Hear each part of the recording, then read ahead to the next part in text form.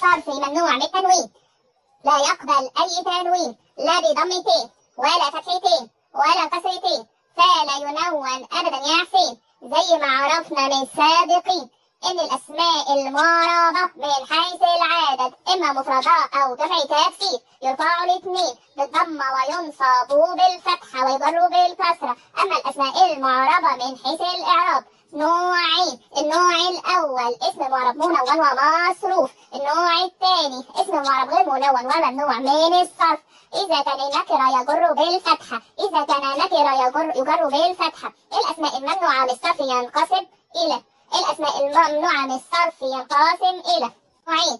الأسماء المعربة الممنوعة من الصرف ينقسم نوعين. النوع الأول اسم ممنوع من الصرف لعلة واحدة والسبب واحد. الاسم الممنوع من الصرف لسبب واحد والعلة واحدة لثلاث أشكال.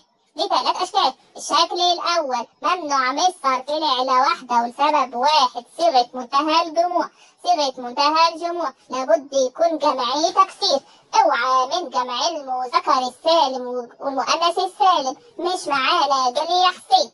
زي مسائل مصابيح وأشكاله صيغة منتهى الجموع، جمعي تكسير في ألف بعدها حرفين أو فيه ألف بعدها 3 حروف. أمثلة لجمع التكسير فيه ألف بعدها حرفين: على وزن فاعل، مفاعل، فواعل، أفاعل، فاعلي.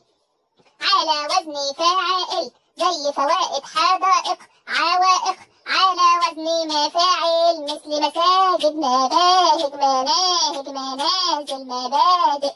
على وزن فواعل زي بوادر، زي نوادر. على وزن أفاعل زي أكابر، أصاغر. على وزن فعالي زي صحاري، مباني، مساعي، جواري. ندخل على صيغة منتهى الجموع، جمعي تكسير فيها ألف بعده 3 حروف والحرف الأوسط في ال3 حروف ياء ساكنة. أمثلة: تماثيل، صواريخ، ميادين، مفاتيح، مفاهيم، فراميل، تعاويذ، أقاويل، أكاذيب. قولوا ورايا الأغنية كرروها كده ليا، قولوا ورايا الأغنية كرروها كده ليا. التماثيل في الميادين محمية بالصواريخ، محطوطة في براميل مقفولة بالمفاتيح، عليها صواريخ وتعاويذ ومفاهيم، أقاويل لا أكاذيب.